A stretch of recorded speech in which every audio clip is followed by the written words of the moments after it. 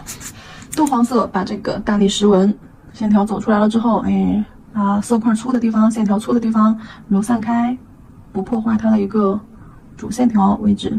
好，大概的一个揉散开，揉散开了之后，我要在里面去叠一个绿，叠一个绿，但是这个绿不能够太绿，要不然它两个简直就是炸裂组合无敌，不能够太绿了，又绿又黄，实在是太多巴胺了。咱们把这个绿稍微压一压啊，绿色加上棕色，调一个棕绿色出来。好，绿色加棕色，调一个棕绿，可以再加一点黑色也行，把这个绿色跳脱的绿色、鲜活的绿色给它往暗沉的方向，往沉稳的方向给它压一压。好，然后我们就用这个绿给它叠在上面，去颜色之间形成一个叠色。那线条肯定是要避开一点的啦，不能把下面那个颜色完全给遮住了。好，这边看。你在纸上看我处理的还是比较随意的啊，因为纸上和甲面上处理起来是不一样的。等一下我们上甲片的时候，还要去在甲片上给你们实践操作一个。好，这个就属于是咱们的一个临近色。其实临近色和同类色搭配，它们其实看起来都是非常让人觉得舒服的，因为临近色它并不是特别突出啊，对比性并不是特别的强烈。哪一种才强烈？肯定是对比色比较强烈啊，这种临近色和同色系会更舒服一些，都是比较能接受的。然后我们可以在上面再把颜色加深，记住啊，黑白色是万能的百搭的，黑白色是万能百搭的，什么颜色上面你都可以去加黑白色。那这个上面可不可以呢？当然可以啦啊！我再用黑色在上面，再去勾一点细线条，比它两个色块都还要细。那你看我勾的多么的小心翼翼，勾点辅线条出来，那你看用黑色也是勾的那个形啊，也是勾的一个 A 型，然后呢又悄悄的用毛尖轻轻的去拨弄这个颜色的色块，给它稍微虚化一下。你这里稍微一动作大了啊，下面的颜色就糊了。所以说咱们是用的毛尖轻轻的去侧推，轻轻用毛巾侧推，甚至用毛尖轻轻的去拍打这个色块啊，这样给它拍打散开。好，OK。黑白色是万能的啊，啥情况下都可以去掺一脚。这个就是属于一个对比了啊，这两个色是对比，这两个色是同类。这个是黄杏黄啊，杏黄这个颜色，然后加的一个多少来着？绿，棕绿啊。因为杏黄这个颜色本身就不是一个很新鲜的颜色，它也是加了棕色的，是柠檬黄加棕色，所以说这个绿咱们也要加棕色，这样子才搭嘛。绿色有点少了，多来一点嘛。我再加一点绿啊。这个出来，这个做国风出来好看。我好像记得有一个款就用的这个配色，我记得有一个款玉竹款，好像是有点类似一点配色啊。对，在我们的那个实用潮流款里面，这个玉竹款其实就是用的这两个配色，对吧？很好看的。好，再来演示一个大理石纹线条当中的。那个叫什么来着？对比色，对吧？啊，对比色。用一个简单的线条表现吧，单根线条。用一个简单的单根线条表现对比色。哪一个对比色呢？红和绿怎么样？红和绿，来试验一个。红，我们用这边的暗红色啊。好，红我们用这边的暗红色画一个，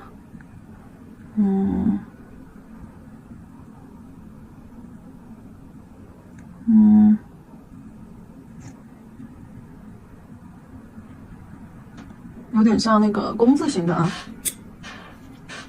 好，然后将色块揉开，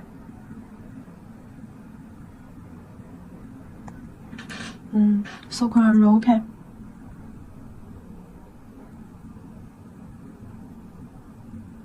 好，然后呢，我们再给它来一个绿色，好炸裂呀！我要用这个树绿色，不用那个橄榄绿了啊，咱们用那个树绿色。树绿色里面加一点黑色吧，它太绿了。因为本身刚刚红就是用的一个暗红，也不是说用的朱红，所以说红色里面暗红里面就是朱红加了黑。那么我们这个绿色啊，树绿色，咱们也给它加黑。另外一个颜色加了黑，这个颜色也要加黑。好，在它旁边好，可以稍微给它避开一些。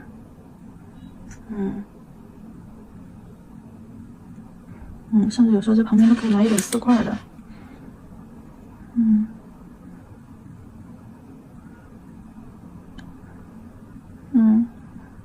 色块多的地方，线条粗的地方弱化一下。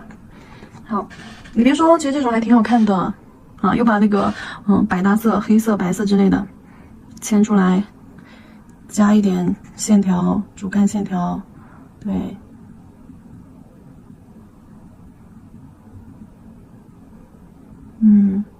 甚至旁边还要搭一点这种，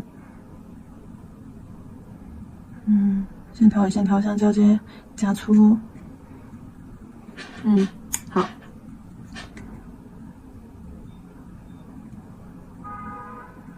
黑色一叠加进去，然后颜色的层次的话，就会更加的立体，显得就没那么单薄。当然，你也可以不叠加啊，就黑色和红色搭配起来，视觉上其实感觉这两个颜色肯定没有前面的这种看起来舒服。你看这种同色系搭配出来啊，一眼看过去就是和谐。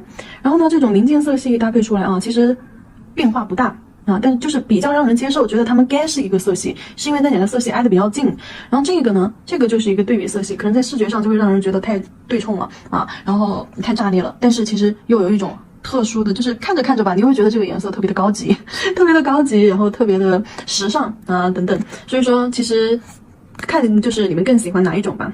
其实看多了之后，你会发现，怎么着都好看。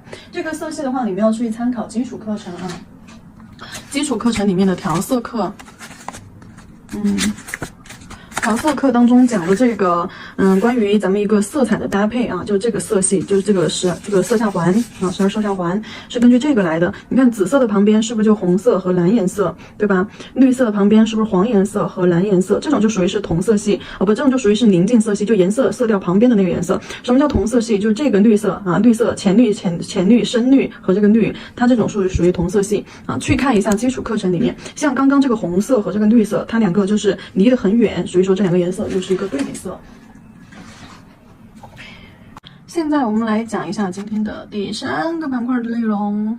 第3个板块的第1个板块就是咱们的一个大理石纹的辅线条以及颜色的一个搭配啊。然后呢，现在就第2个部分就是咱们的一个水彩晕染的一个色块构图摆位对角3点定位以及分段式。然后现在我们第3点就是把前面的2种去给它做一些结合，把前面2种做一个结合，那就体现到了一个首先层次，然后呢层次的叠加。然后呢，就是颜色的一个搭配，把这个搭字给它吃掉吧，颜色的配色。好，那首先给大家演示一个吧，演示一个。这个演示的话，就以颜色来演示啊。等一下甲片上的话，会更加的追求层次一些，可能会需要用到一些胶层的参与。首先，我们先来第一个，结合一下。好，先用一个浅蓝色吧。好，先用一个浅蓝色啊，浅蓝色去做一个色块。弯形色块。好，这个我之前也是昨天给你们演示的那个，关于侧推渐变手法去做的啊。就我们铺色不是说只有一种只有一种揉边。刚刚这块都是给你们演示的是先画完线条之后去揉边，其实还有一种就是上色的方法就直接用渐变手法取色之后侧推上色这也是一个 Y 型，看出来了吗 ？Y 型。好，然后呢，我们去在它的这个基础上，我没有把底色给它搭上呀。我现在去搭还来得及吗？好像来不及了。棕色给它上在指尖，指尖这个位置，给它加一点棕色，这里做一个色块晕染。好，这里做一个色块晕染，然后呢，珠光色，珠光我们随意弄一些吧，像这种金属色的珠光给它加一点点色块的旁边。就主要是让整体看起来颜色丰富，8080。你会发现晕染很多就喜欢金箔呀、欧泊片呀、珠光啊，还有一些就是就是铂金胶啊、散粉胶啊，对吧？再来一个什么了？好想用深一点的这个金属色吧，加一点在这个棕色这儿，深一点的金属色。这个蓝色这里我们可以给它安排一点蓝色珠光，和这个金属胶混合一下。好，接下来就是空隙的地方，我们需要，其实在这个地方需要用胶层去隔离的。白色来推几个，像这种布局就比较散乱，就是线与线之间，然后色块与色块之间比较散乱的时候，最后怎么去让它们平静下来？那就是大面积的去遮盖。大面积的遮盖的话，我们有2种，就是白色在上面做晕染，将色块这样局部的遮盖，又露一点出来，遮一点，又露一点，来看得到层次哈。还有就是画立体的金属大理石纹金属线条。什么叫立体的？就比如说你用微雕胶画一个大理石纹纹路，然后呢去给它抹金粉，它就变成立体的金属大理石纹线条，这都是很常见的一些操作。好，来看白色一加进去，局部遮盖一下，然后再取一点浓稠一点的，来加深一下它的一些，对吧？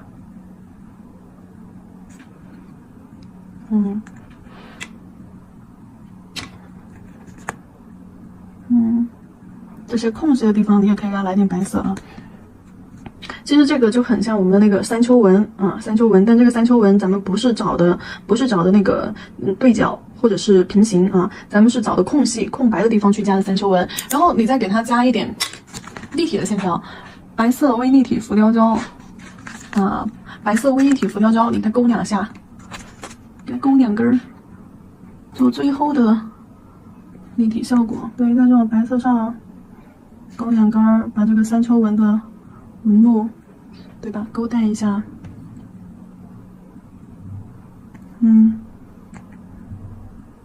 好，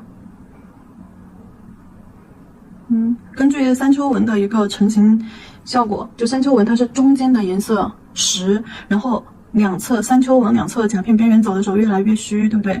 那咱们这个线条也是往边缘走的时候越来越虚。那当然在纸上面去表现出来肯定是没有甲片上更有立体效果，因为纸上没有层次，都是在同一层去表现的，所以说肯定不像在甲片上的一个效果。不过呢，这里只是大概的给大家做了几种参考，就是配色上以及组合上去给大家做一个灵感参考。等一下我们再上甲片，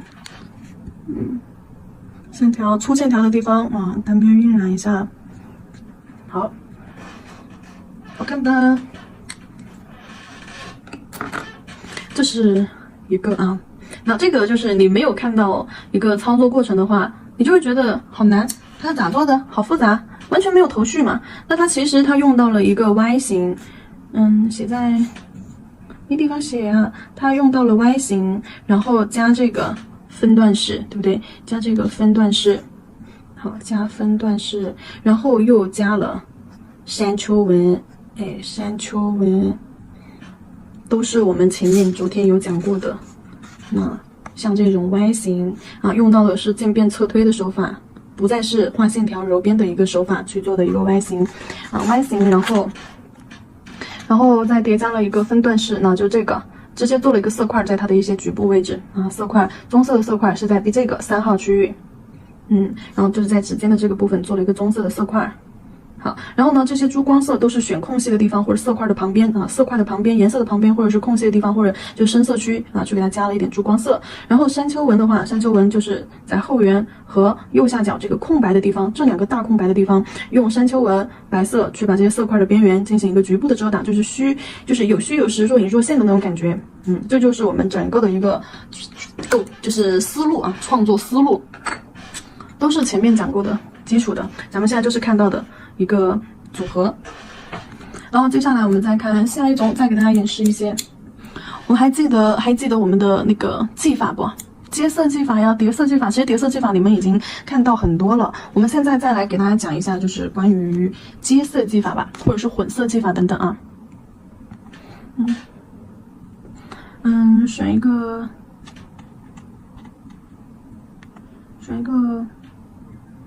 酱紫色，好，选一个酱紫色吧。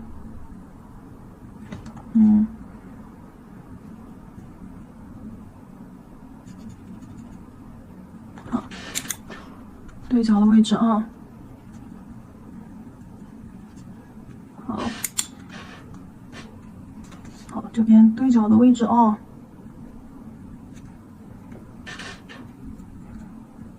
酱紫色对角的位置去做了个色块，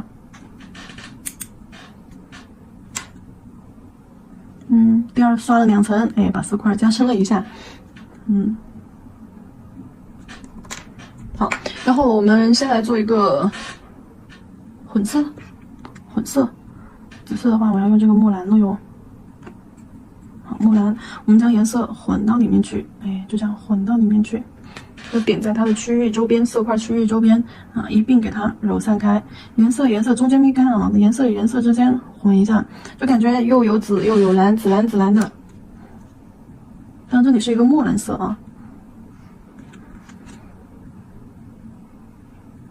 该留白的区域还是要留白的。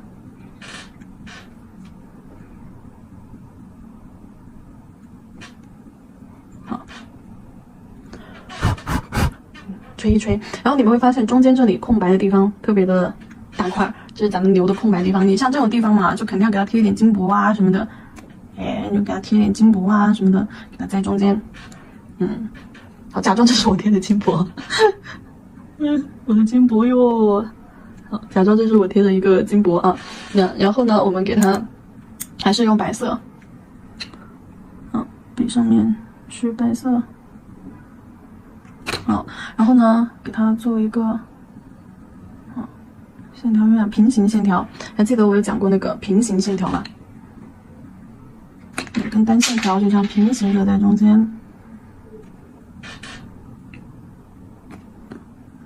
好，就白色的话，它的作用就是将色块之间色块的边缘线给它再起一层雾化效果，让它颜色看起来更加的朦胧。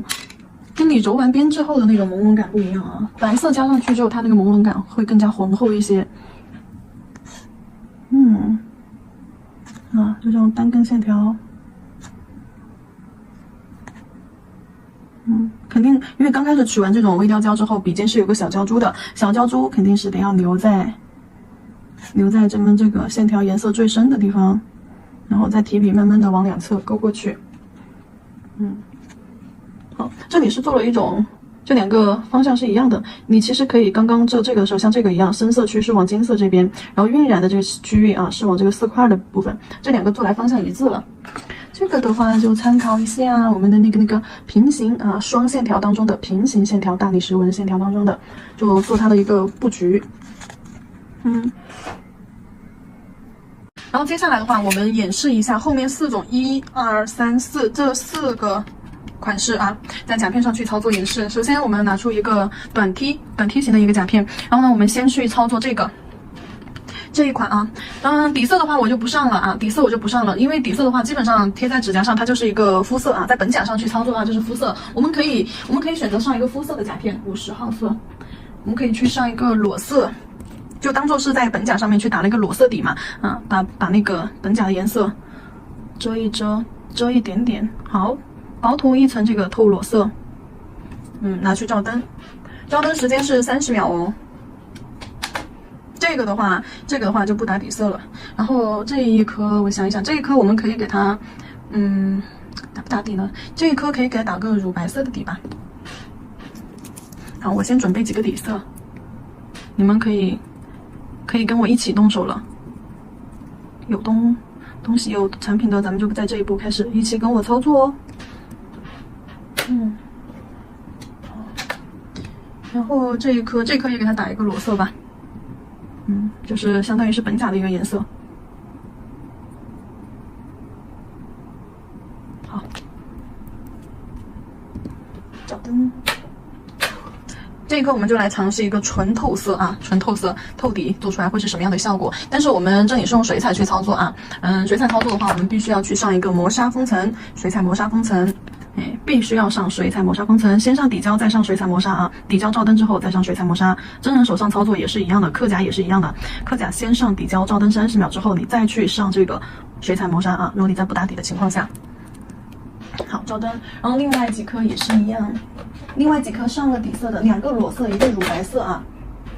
另外几颗是2个裸色，然后1个乳白色。都是给它上一个水彩磨砂，然后接下来要操作的都是用水彩去操作了。好，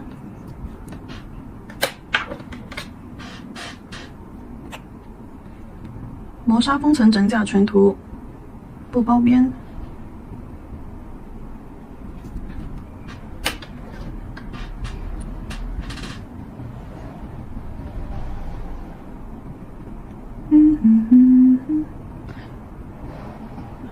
整甲全涂，不包边。好，趁它们照灯，我们可以先来操作一个这个透底的，先操作这个款式吧。好，就把我们刚刚纸上的搬到甲片上来。首先是这个颜色，我们再加一点白色进去。好，这个颜色还记得是怎么调的吗？就是我们的一个孔雀绿啊，这个孔雀绿的一个颜色，加一点点黑色，调暗一些，调成灰色调，然后再加白色进去。其实就是加灰色，黑色加白色就是灰色，不过白色要多一点啊，大量的白，少量的黑。然后呢，给它调成这种绿松石的一个颜色效果啊。然后把这个颜色放在指尖这一块区域，好，用笔尖笔腹取满颜色，然后压笔侧推，这样子去刷一个色块。好，在我们指尖的位置，好。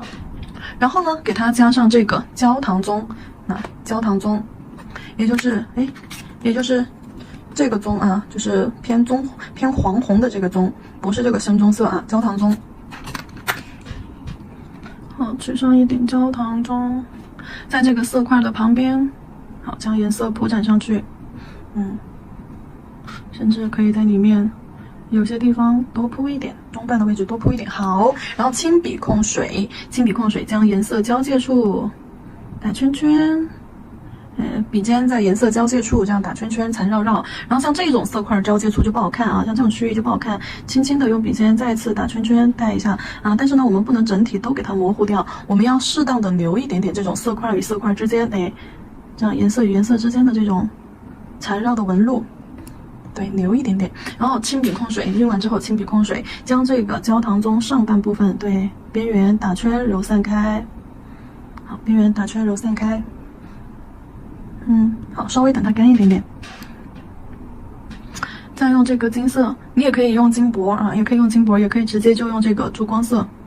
好，点在它们交界处这些地方，做一点那种金箔的效果。但是你用金箔的话，质感肯定会更好嘛。所以说我在考虑要不要用金箔。如果说要用金箔的话，那这个区域我等一下我得要给它擦一擦，我得要上一层底胶才能去上金箔，因为水彩自身是不带粘性的，没有办法直接去上金箔的啊，需要底胶。水彩操作之后是需要上一层底胶的，宝子们。好，擦一下。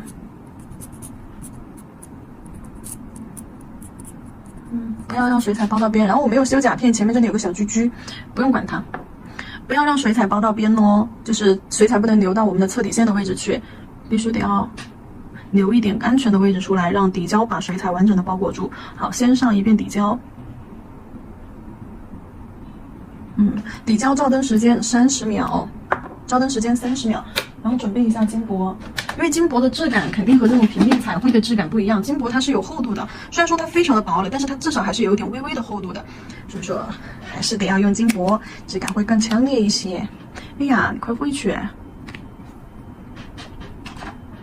不包的话有可能会起翘，就你洗个头、泡个澡什么的，边上可能胶层会起翘哦。干什么？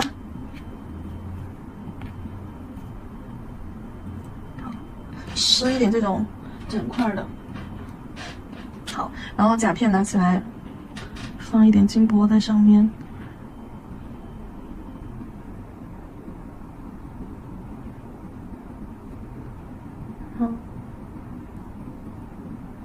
码平，再来点细碎的。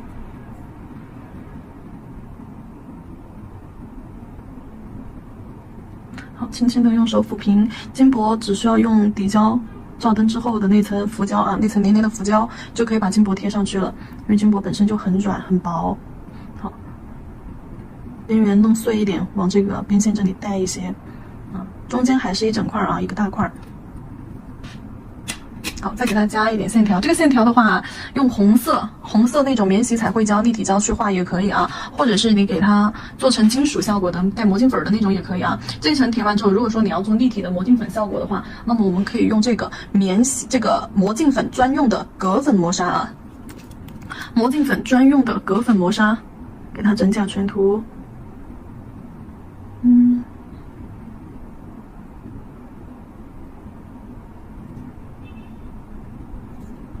猫毛，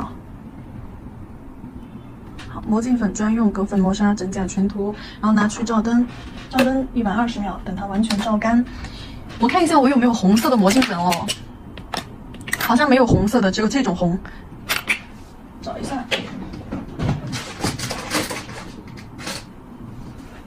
好，磨砂封层照完灯之后啊，我们用黑色 C02 黑色微立体浮雕胶啊，给它画一个大理石纹。为什么用黑色？因为磨镜粉在黑色上面质感才好。为什么用微雕胶？因为微立体浮雕胶不但画的石纹效果、线条效果是立体的，同时它是免洗的。免洗的我们可以直接在上面蹭磨镜粉。好，从这边边缘，好提笔钩，塞弧，好提笔钩，压笔提笔钩，好靠近边缘。从这个线条粗一点的这个地方啊，勾一根细小的辅线条过来，好，路过，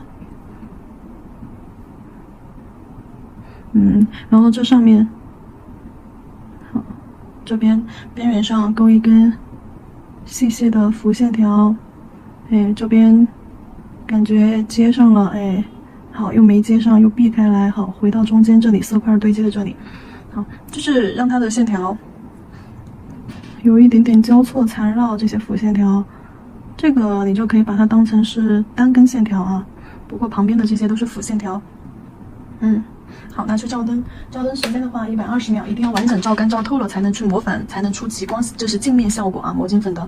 如果说没有照干去蹭粉的话，那么它出来的效果就是那种浮粉的效果，就磨镜粉没有镜面感了，全是那种就是珠光效果、颗粒感。咱们这里的话，这个 C02、C01这种微立体浮雕胶照灯时间是120秒，完全的给它照干。我们来用这个红色，我只有这个红了。其实这个用银色也挺好看的，我先抹上去看看效果啊。算了，还是用那个古铜色吧，还是那个颜色好看。这个主要是这个红，它是那种酱紫色的，它不是正宗正红色，不能勉强，还是用这个吧。这个也和敦煌风很配呀。好，蹭上去。擦一下手指。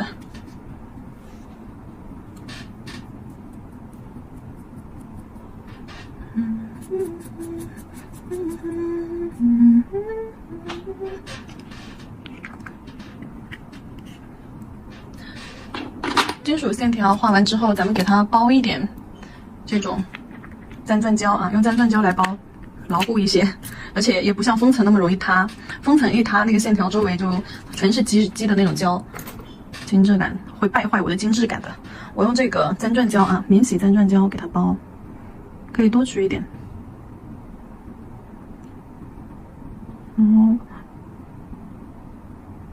其实我可以整个直接涂哈，我可以直接涂成亮光效果的。不过没关系，把这个封层的地方包一包，会更牢固。因为磨镜粉和水彩一样，它是不能够就是说用完了直接封层的，因为磨镜粉它自身也不带那种粘性效果，是需要我们给它加固一下，不然的话它会容易掉。像这种只是线条还比较好，如果说你使用的面积比较大的话，那磨镜粉就一定要给它加固一下再封层，不然的话就容易掉。你在磨镜粉上面上个底胶，然后再封层就很牢。这里只是线条都还好。好，照一下灯。好，照完灯之后，棉片加酒精擦一下甲面上的一些残留的浮粉啊，擦一下。然后呢，我们再去封层，给它涂个亮光封层。